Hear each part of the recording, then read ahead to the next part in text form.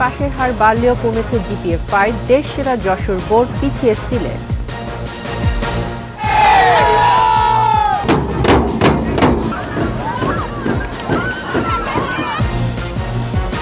ছেলেরা কেন পিছিয়ে কারণ জানতে বোর্ড প্রধানদের নির্দেশ প্রধানমন্ত্রী। টিকে থাকার উপযোগী শিক্ষা ব্যবস্থা চালুরও আশ্বাস।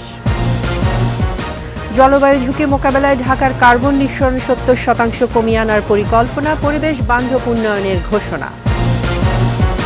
এবার রাফায় ভয়াবহ অভিযানের ইঙ্গিত ইসরায়েলের, প্রাণ বাঁচাতে এলাকা ছাড়ছেন ফিলিস্তিনিরা।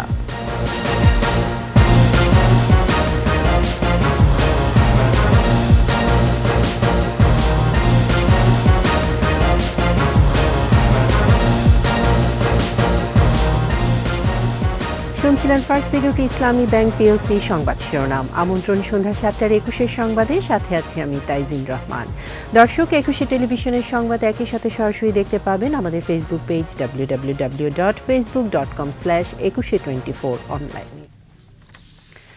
এসএসসিতে এবার গড় পাশের হার 83.04%। হার বাড়লেও কমেছে জিপিএ 5 প্রাপ্তি। পাশের হারে এগিয়ে যশোর বোর্ড 92.32, আর সবচেয়ে কম পাশ করেছে সিলেটে 73.35%।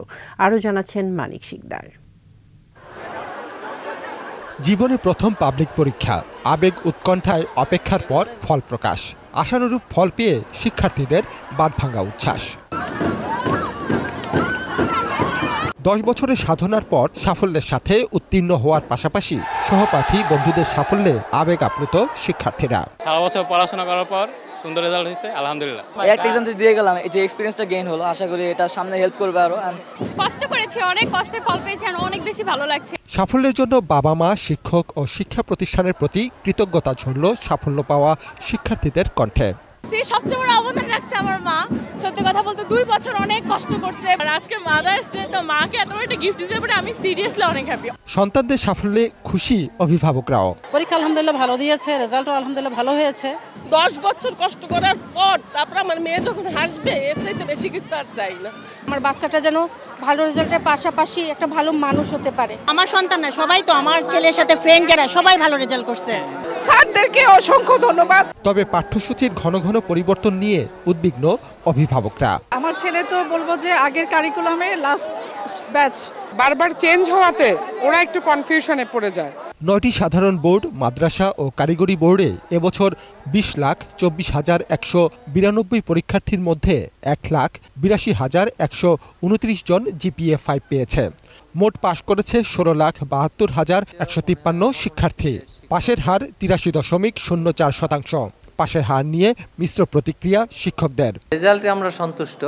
এই যে কয়েকজন ছাত্র পরীক্ষার সময় অসুস্থ ছিল, আর 1-2 জন বোধহয় বিদেশে চলে গিয়েছে, আর 2-1 ছাত্র ওই যথা টাইম পৌঁছতে পারে না। এই না হলে মোটামুটি 100%ই পাস হয়ে যেত। 2195 জনের মধ্যে 1528 জন জিপিএ 5 পেয়েছে, আর জিপিএ প্রাপ্তির হার 70.71%। না, আমরা কেন সন্তুষ্ট হব? আমি তো প্রথমেই বলেছি আমাদের রেজাল্ট মনোমত হয়নি। জীবনে প্রথম ধাপ পেরিয়ে আগামীর স্বপ্নে বিভোর শিক্ষার্থীরা। This is just the beginning, আরো সামনে অনেক কিছু ওয়েট করতেছে আমার জন্য। বড় হয়ে ডাক্তার হওয়ার স্বপ্ন। শিক্ষার্থীদের উল্লাসে বলে দেয় যে এবারের তারা যে ফল পেয়েছে তারা তার খুশি। আর অভিভাবক এবং শিক্ষকরা বলছেন শিক্ষার মান এভাবে ধরে রাখতে পারলে তারা যে স্বপ্নের কথা বলছিল সেই স্বপ্ন নিশ্চয়ই পূরণ হবে। শিকদার, 21 টেলিভিশন, ঢাকা। এসএসসি ও সমমান পরীক্ষায় ছেলেদের উপস্থিতি কম হওয়ার কারণ জানতে শিক্ষা বোর্ড প্রধানদের নির্দেশ দিয়েছেন প্রধানমন্ত্রী শেখ হাসিনা। গণভবনে পরীক্ষার ফল হস্তান্তর অনুষ্ঠানে কথা বলেন তিনি। বিশ্ব পরিমণ্ডলে টিকে থাকার উপযোগী শিক্ষা ব্যবস্থা চালুরও আশ্বাস দিয়েছেন প্রধানমন্ত্রী। আকবর হোসেন সুমনের রিপোর্ট। গণভবনে এসএসসি ও সমমান পরীক্ষার ফলাফলের অনুলিপি প্রধানমন্ত্রী শেখ হাসিনার হাতে হস্তান্তর করেন শিক্ষামন্ত্রী। আনুষ্ঠানিকভাবে ফলাফল ঘোষণা করেন প্রধানমন্ত্রী। 2024 এর ফলাফল ঘোষণা করছি।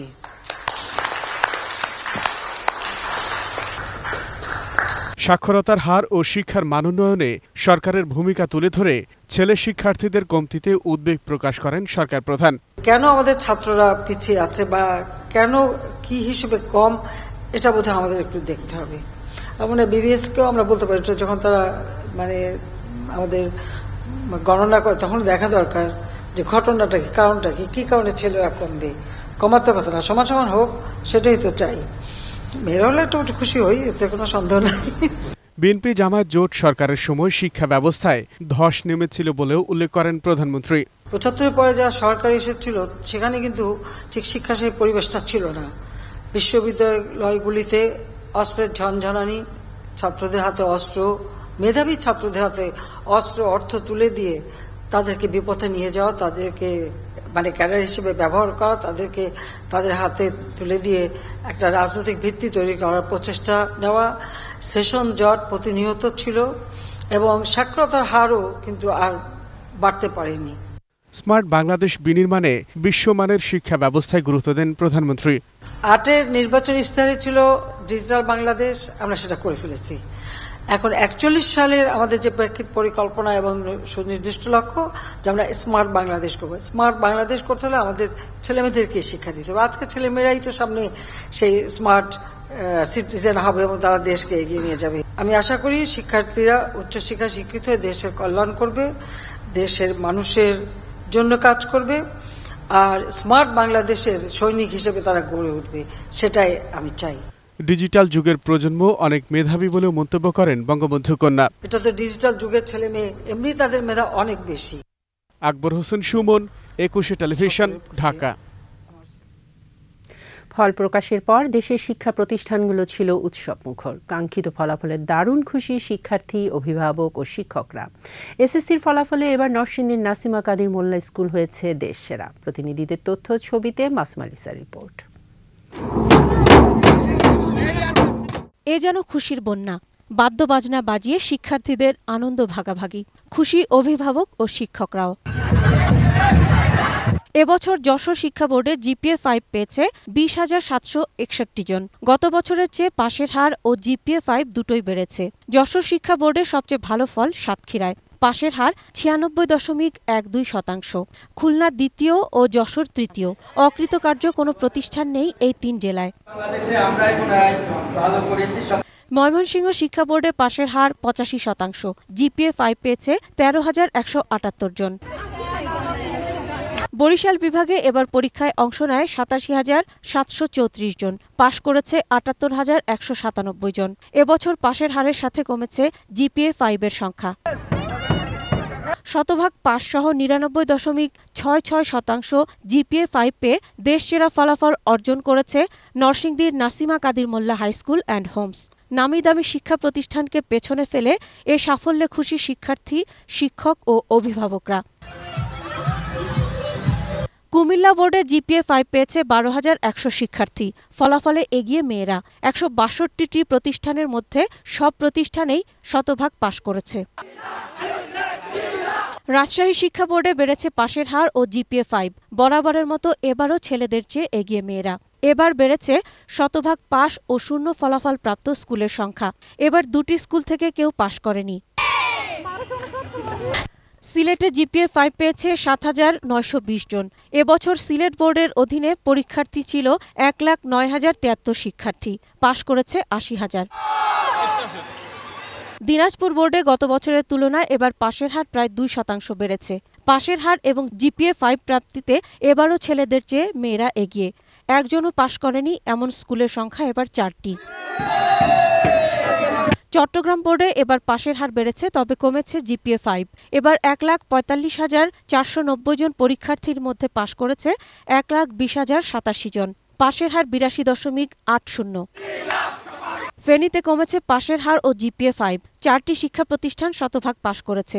দাখিল পরীক্ষায় পাশ করেছে ৩,৯৭৪ জন। জিপিএ-5 পেয়েছে ১৪০ জন। অপরদিকে ভোকেশনাল পরীক্ষায় পাশ করেছে ৯৭৩ জন। জিপিএ-5 পেয়েছে ২৮ জন। সব মিলে এসএসসি ও সমমানের পরীক্ষার ফলাফলকে কেন্দ্র করে দেশজুড়েই শিক্ষার্থীরা ছিল আনন্দমুখর। মাসুমা লিসা, ২১ টেলিভিশন। দেশে দুর্ভিক্ষ সৃষ্টির জন্য অভ্যন্তরীণ ও বিদেশি ষড়যন্ত্র চলছে বলে জানালেন আওয়ামী লীগ সাধারণ সম্পাদক ওবায়দুল কাদের। বিকেলে ধানমন্ডিতে আওয়ামী লীগ সভাপতির রাজনৈতিক কার্যালয়ে সংবাদ সম্মেলনে ওবায়দুল কাদের বলেন, সরকারের উপর যে চাপের কথা বিএনপি নেতারা বলছে তা সত্য নয়। তার দাবি, বিএনপির কাজই হলো অসত্যকে সত্য হিসেবে প্রতিষ্ঠা করা। তারা সংবিধান, আইন ও ইতিহাসকে বিকৃত করে নিজেদের অপকর্মগুলো অপরের উপর চাপিয়ে দিতে চায় বলে অভিযোগ করেন তিনি। আওয়ামী লীগ সাধারণ সম্পাদক বলেন, বিএনপি জনবিচ্ছিন্ন বলেই তারা মনে করছে নতুন করে কোনো দেশ বাংলাদেশের উপর নিষেধাজ্ঞা দেবে।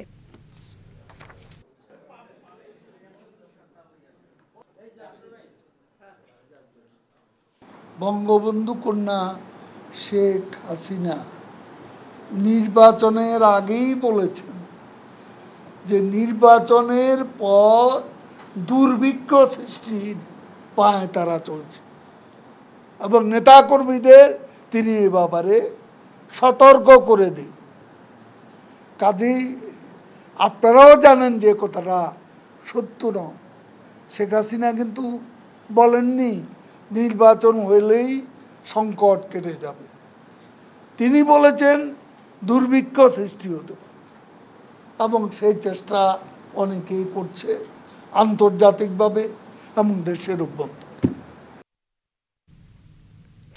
জাতীয় নির্বাচনের পর আওয়ামী লীগ ও সরকার গভীর সংকটের মধ্যে রয়েছে বলে মন্তব্য করেছেন বিএনপির মহাসচিব মির্জা ফখরুল ইসলাম আলমগীর। গুলশানে বিএনপি চেয়ারপারসনের রাজনৈতিক কার্যালয়ে সাংবাদিকদের প্রশ্নের জবাবে মির্জা ফখরুল বলেন, সরকার মনে করেছে নির্বাচনের পর সংকট উতরে গেছে, কিন্তু সংকট উতরে যায়নি, বরং আরও বেড়েছে। মার্কিন সহকারী পররাষ্ট্রমন্ত্রী ডোনাল্ড লুর ঢাকা সফরে কোনো আগ্রহ না থাকলেও জনগণের শক্তিতে বিএনপি আস্থাশীল ও বিশ্বাসী বলে মনে করেন বিএনপির মহাসচিব।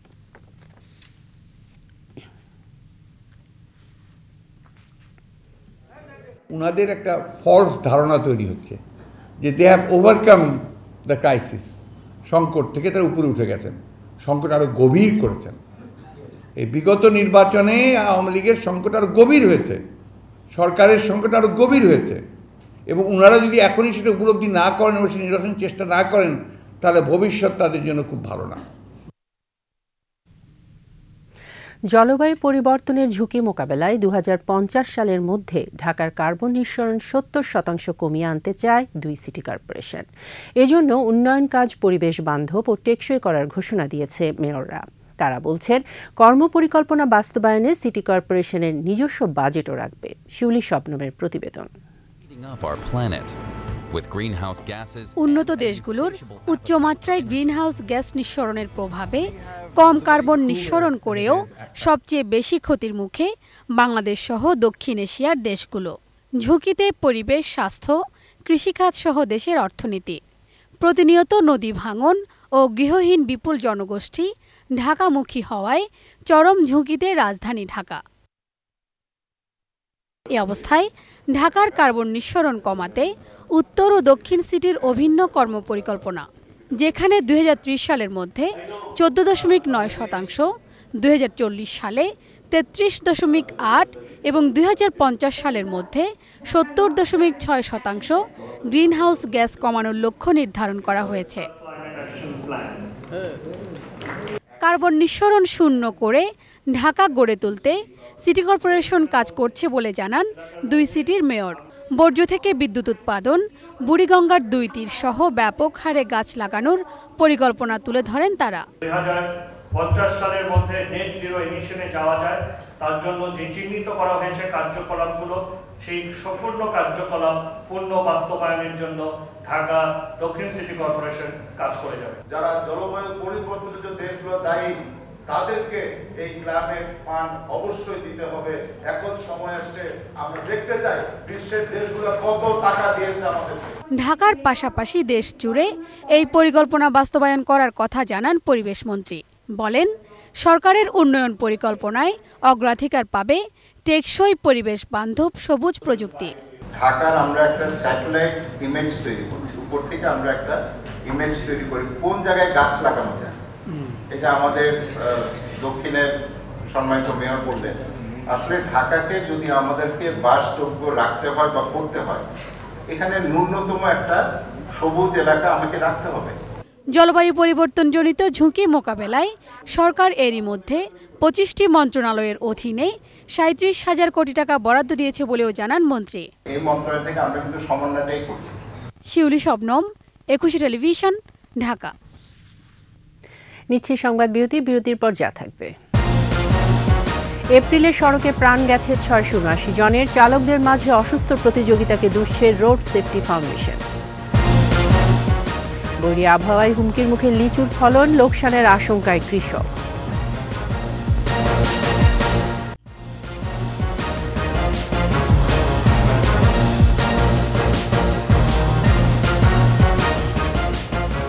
আবারও আমন্ত্রণ সন্ধ্যা 7টার 21 সংবাদে। এপ্রিল মাসে সারা দেশে সড়ক দুর্ঘটনায় অন্তত 679 জন প্রাণ হারিয়েছেন, আহত হন আরও 934 জন। এসব দুর্ঘটনায় কমপক্ষে 2,119 কোটি টাকার আর্থিক ক্ষতি হয়েছে। রোড সেফটি ফাউন্ডেশন আরও বলছে, চালকদের মাঝে অসুস্থ প্রতিযোগিতা এবং অপরিকল্পিত সড়কের কারণেই দুর্ঘটনা বাড়ছে। নিয়ম মানলে 70% দুর্ঘটনা কমবে বলছে সংস্থাটি। তৌহিদুর রহমানের রিপোর্ট। জাতীয় দৈনিক, electronic media, online news portal সহ বিভিন্ন সংবাদ মাধ্যম এবং নিজস্ব তথ্য উপাত্তের ভিত্তিতে এপ্রিল মাসে দেশজুড়ে সড়ক দুর্ঘটনার প্রতিবেদনটি তৈরি করে রোড সেফটি ফাউন্ডেশন। এতে দেখা যায় গেল মাসে দেশে সড়ক দুর্ঘটনা ঘটেছে 672টি, যেখানে প্রায় 700 মানুষ মারা যান, আহতের সংখ্যা প্রায় 1000। যদিও প্রকৃত তথ্য পেলে আহত নিহতের সংখ্যা বাড়তে পারে বলছে বেসরকারি সংস্থাটি। রোড সেফটি ফাউন্ডেশন বলছে, নিহতদের মধ্যে মোটরসাইকেল আরোহী 259, বাস যাত্রী 34, private car, microbus, Pajero jeep আরোহী 45 এবং পথচারী 113 জন, 3 হুইলার যাত্রী 131, ট্রাক, পিকআপ, কাভার্ড ভ্যানের আরোহী 65 এবং বাইসাইকেল এবং পেডেল চালিত রিকশা আরোহী 10 জন। অটোরিকশাটা মহাসড়কে চলাচল করছে, এটাকে বন্ধ করার মতো পরিবেশ তৈরি হয় না, কারণ মহাসড়কের ডিজাইনগত সমস্যা আছে। কারণ গ্রামীণ সড়ক, জেলা পরিষদের সড়ক এবং উপজেলা ভিত্তিক যে সড়কগুলো আছে, সেই সড়কগুলো আমরা আস্তে করে মহাসড়কে তুলে দিচ্ছি, যার ফলে এবং কিছুতে যাওয়ার পর আবার মহাসড়ক থেকে আবার সেই সড়ক নেমে যাচ্ছে। কিন্তু এই কারণে মহাসড়ককে বাদ রেখে নসিমন পরিবহন বা 3 হুইলারের পক্ষে আসলে তার স্বল্প দূরত্বের গন্তব্যে পৌঁছানো সম্ভব হচ্ছে না, বাধ্য হয়ে তারা মহাসড়ক ব্যবহার করছে। দুর্ঘটনাগুলোর মধ্যে 235টি জাতীয় মহাসড়কে, 266টি আঞ্চলিক সড়কে এবং 87টি গ্রামীণ সড়কে ঘটেছে। শহরের সড়কে দুর্ঘটনা 79টি। দুর্ঘটনা কমাতে আইন মেনে চলার আহ্বান রোড সেফটি ফাউন্ডেশনের। নজরদারি বাড়াতে হবে, প্রযুক্তি ব্যবহার করতে হবে। আর আরেকটা বিষয়, সেটা হলো যে গণপরিবহন যে ট্রিপ ভিত্তিক চলে, সেই ট্রিপের কারণে গতিটা তারা অতিরিক্ত গতিতে যানবাহন চালায়, কারণ তাদের কর্মঘণ্টা নির্দিষ্ট করা নাই, তাদের বেতন নাই, তাদের নিয়োগপত্র নাই, তারা মানসিকভাবে অস্থির থাকে।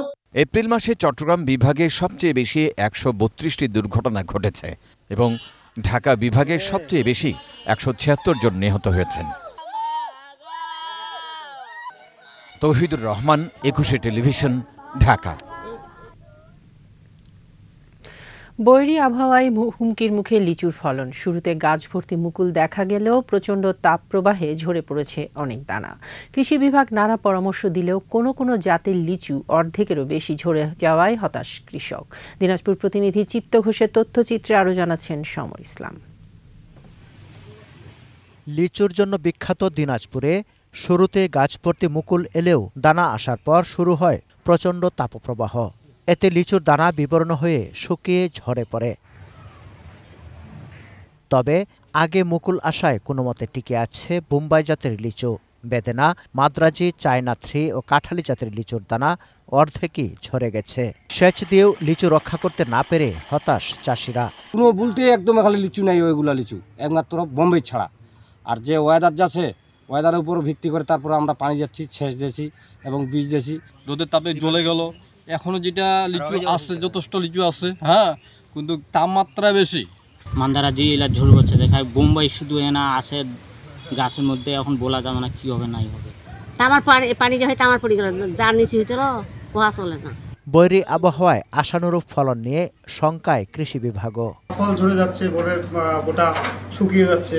তো যে অবস্থা দাঁড়িয়েছে তাতে সম্ভবত এবছর আমরা আশানুরূপ ফলন পাবো না এবং সেই ফলনটা প্রায় 50% কমে। গতবারও ফলন ভালো হলেও পাকার সময় তীব্র তাপপ্রবাহে ফেটে যায় অনেক লিচু, ক্ষতিগ্রস্ত হন চাষিরা।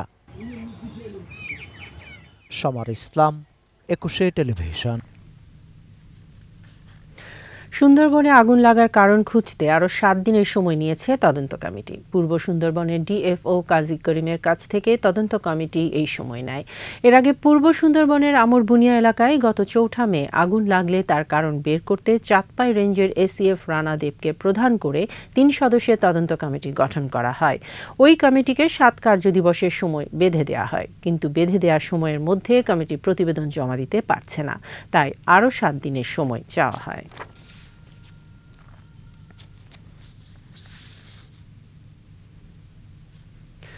মাতৃস্নেহের এক অনন্য দৃষ্টান্ত 200 শিশুর মা হাজেরা খাতুন। একসময় নিজে যৌনকর্মী ছিলেন, সেখান থেকে বেরিয়ে নিজের জমানো টাকায় রাজধানীর আদাবরে গড়ে তোলেন যৌনপল্লী ও ছিন্নমূল শিশুদের জন্য নিরাপদ আশ্রয়স্থল। জন্ম না দিয়েও মায়ের মমতা আর যত্নে লালন পালন করে শিশুদের পড়াচ্ছেন বিভিন্ন স্কুল, কলেজ, বিশ্ববিদ্যালয়ে। আন্তর্জাতিক মা দিবসে হাজেরা খাতুনের মা হয়ে ওঠার গল্প জানাচ্ছেন শাকের আরজু।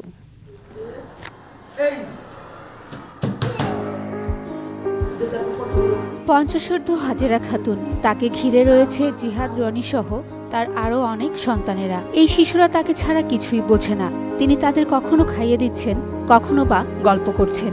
জন্ম না দিয়েও এমন 200 সন্তানের মা আজ হাজেরা খাতুন। অনেক চিঠি মিঠি লেখে, মা আমি তোমাকে অনেক ভালোবাসি, মা তুমি যখন বকো তখন আমার খুব ভালো লাগে। হাজেরা জানান, বাবা দ্বিতীয় বিয়ে করলে তাকে বাড়ি ছাড়তে হয়। কয়েক দফা হাত বদল হয়ে হাজেরা যৌনপল্লীর বাসিন্দা হন। সেখানে বাস্তবতার এক কঠিন চিত্র দেখেন জন্ম নেওয়া শিশুরাও একসময় যৌনকর্মী হিসেবে কাজ করছে। বিষয়টি তাকে খুব ভাবায়, মেনে নিতে পারেননি তিনি। সময় যৌনকর্মী ছিলাম, তখন আমি দেখছিলাম জাপা যে রাস্তায় যারা ভিক্ষা করে বা টোকায় তাদেরও স্কুলে যাওয়ার আসে, স্কুলে যেতে পারে, কিন্তু একজন যৌনকর্মীর বাচ্চারা স্কুলে যাচ্ছে না, পারছে না, সমাজ নিচ্ছে না। আমার নিজের বাস্তব অভিজ্ঞতার সাথে আমি দেখলাম যে লেখাপড়া যদি একটু জানতো যৌনকর্মীরা, তাহলে কিন্তু অনেক ভালো কিছু করতে পারত। একটু একটু করে জমানো 6 লাখ টাকা দিয়ে 2010 সালে গড়ে তোলেন শিশুদের জন্য আমরা নামের একটি সংগঠন। জাহাঙ্গীরনগর বিশ্ববিদ্যালয়ে একজন পড়ে, আরেকজন হচ্ছে যে এক মহিলা কলেজে পড়ে, অনার্স 2nd ইয়ারে পড়তেছে, আর 3 জন কলেজে পড়তেছে, বিভিন্ন কলেজে। এরপর প্রায় 200 শিশুকে পরম মমতা আর ভালোবাসা দিয়ে বড় করতে থাকেন। আজ এদের অনেকেই পড়াশোনা করে প্রতিষ্ঠিত। এখন আমি ম্যাট্রিক পরীক্ষা দিছি। আমার তো গল্পের বই খুবই ভালো লাগে আর আর্ট করতে খুব ভালো লাগে। খাবার খেয়ে পরে টিভি দেখি, না হলে আম্মুর সাথে বসে থাকি, খেলি। আমি বড় হয়ে আর্মি হতে চাই। হাজেরা খাতুন জানান, এই পথ চলা মসৃণ নয়। ঘর ভাড়া সহ অর্থ সংকটে পড়তে হয় প্রায়ই। ভালো ভালো স্কুলগুলোতে আমি যেমন কিশোরে পাইছি, বাসা ফসলে পারিনি, তারা আমাদেরকে বাসা ফসলের মতো স্কুলটা আমাদের বাচ্চাদেরকে গ্রহণ করে না। স্বপ্ন তার একটি বৃদ্ধাশ্রম ও শিশুদের জন্য স্থায়ী নিবাস গড়ে তোলার। তিনি চান না তার মতো আর কোনো শিশুর জীবন অন্ধকার ঘরে কাটুক। শাকেরা আরজু, 21 টেলিভিশন, ঢাকা। নিচ্ছি সংবাদ বিরতি, যখন ফিরছি তখন থাকবে। কুমিল্লার 14 গ্রামে যুবলীগ নেতা জামাল উদ্দিন হত্যা মামলার রায়, 9 আসামির মৃত্যুদণ্ড।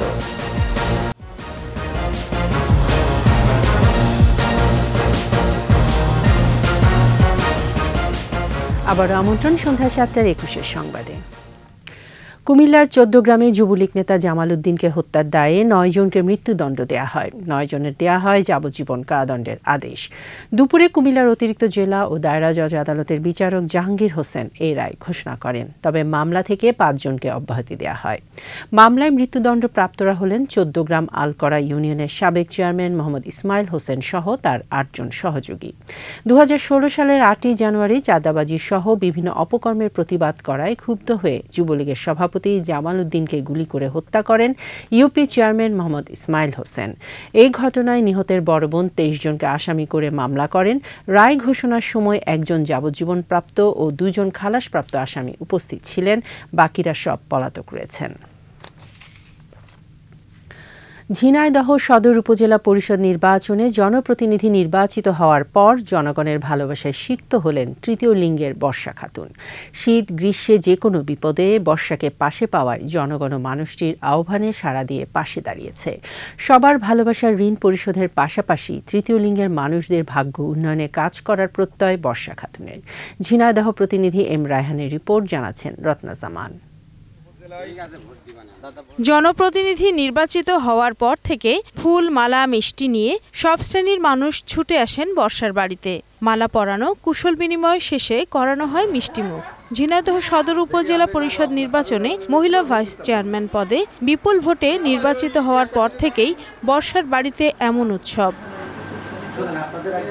বুধবারের নির্বাচনে সদর উপজেলা পরিষদের মহিলা ভাইস চেয়ারম্যান পদে 4 জন প্রতিদ্বন্দ্বিতা করেন। নির্বাচনে প্রজাপতি প্রতীকে জোর প্রচার চালান বর্ষা। এর আগেও নানা সময়ে মানুষের পাশে থাকায় বেশ আলোচনায় ছিলেন বর্ষা। বিগত দিনে যেমন মানুষের উপকার করেছেন, নির্বাচিত হওয়ার পর আগামী দিনেও যেন তাদের পাশে থাকেন, এমনটাই আশা উপজেলাবাসীর। মানুষ মনে করেন যে তার নিজের ভালোবাসার থেকে ওর ভোটগুলো দিয়েছে। আমার মেয়ে সবার যেন পাশে থাকে, জনগণের সেবা করতে পারে। সে পাশ করেছে, জনগণের কাজ করুক, দোয়া করি। আমাদের তো উপকার করবেই, তার সাথে দেশের জনগণের উপকারটা উনি বেশি করবে। বর্ষাটা ভালো লোক, হিজড়ি মানুষ, মানুষের উপকার করে আগের থেকেই। বর্ষাকেও ভালো পেয়ে আমরা সবাই ভালোবাসি, আমরা ভোট দিয়েছি। ভোটের মাধ্যমে মানুষ ভালোবাসা প্রকাশ করেছেন, তাই আগামী 5 বছর সেবা দিয়ে এই ভালোবাসার ঋণ পরিশোধ করতে চান বর্ষা। আগে যেহেতু আমি কোনো পদে ছিলাম না, তা আমার দায়িত্ব একটু কম ছিল। এখন একটা পদে এসেছি, এই পদে যে দায়িত্ব আছে, আল্লাহ মালিকের দয়া আমি যথাসম্ভব চেষ্টা করব সে দায়িত্ব পালন করার, সঠিক এবং সুন্দরভাবে পালন করার। প্রজাপতি মার্কা প্রতীকে বর্ষা পেয়েছেন 54,258 ভোট। তার নিকটতম প্রতিদ্বন্দ্বী হাঁসমার্কা প্রতীকের প্রার্থী আরতি দত্ত পেয়েছেন 23,552 ভোট। রত্না জামান, একুশে টেলিভিশন। জিম্বাবুয়ের বিপক্ষে সিরিজে টাইগারদের টপ অর্ডার ব্যাটিং ভাবাচ্ছে ম্যানেজমেন্টকে। শেষ ম্যাচে হারের পর অধিনায়ক নাজমুল শান্ত জানালেন, বিশ্বকাপের আগে টপ অর্ডার ব্যাটিংটা আরেকটু ঝালিয়ে নিতে পারলে ভালো হতো। এই বছর আমরা যখন এই 5টা ম্যাচ খেলাম, 3টা ম্যাচ চিটাগাংয়ে খেলেছিলাম, নতুন বলে ব্যাটিং করা সব থেকে চ্যালেঞ্জ ছিল। এটা হয়তো অনেকে বাইরে থেকে দেখলে মনে করবে যে চিটাগাংয়ের উইকেটে তো রান হয় অনেক, বাট এইবার আমরা যে 3টা ম্যাচ খেলেছি, নতুন বলে অনেক ডিফিকাল্ট ছিল ব্যাটিং করাটা। তার মধ্যে আমাদের সম্ভবত 2টা ম্যাচ বৃষ্টির কারণে অন অ্যান্ড অফ ব্যাটিং করা লাগছে, সো মোমেন্টামটাও কিন্তু ওইভাবে পাই নাই। এগুলো সব মনে হতে পারে এক্সকিউজ, বাট আমরা যেভাবে উইকেটটা অ্যাক্সেস করেছি বা ব্যাটসম্যানদের পুরো ফ্রিডম ছিল, ব্যাটসম্যানরা উইকেটটা রিড করে ওইভাবে ব্যাটিং করার চেষ্টা করেছে। আর এরই সাথে শেষ করছি সন্ধ্যা 7টার 21 সংবাদ। যাবার আগে ফার্স্ট সিকিউরিটি ইসলামী ব্যাংক পিএলসি সংবাদ শিরোনামগুলো জানিয়ে দিচ্ছি আরও একবার। এসএসসিতে পাশের হার বাড়লেও কমেছে জিপিএ 5, দেশ সেরা যশোর, বোর্ড পিছিয়ে সিলেট। ছেলেরা কেন পিছিয়ে, কারণ জানতে বোর্ড প্রধানদের নির্দেশ প্রধানমন্ত্রীর। টিকে থাকার উপযোগী শিক্ষা ব্যবস্থা চালুরও আশ্বাস। জলবায়ু ঝুঁকি মোকাবেলায় ঢাকার কার্বন নিঃসরণ 70% কমিয়ে আনার পরিকল্পনা, পরিবেশ বান্ধব উন্নয়নের ঘোষণা। এবার রাফায় ভয়াবহ অভিযানের ইঙ্গিত ইসরায়েলের, প্রাণ বাঁচাতে এলাকা ছাড়ছেন ফিলিস্তিনিরা।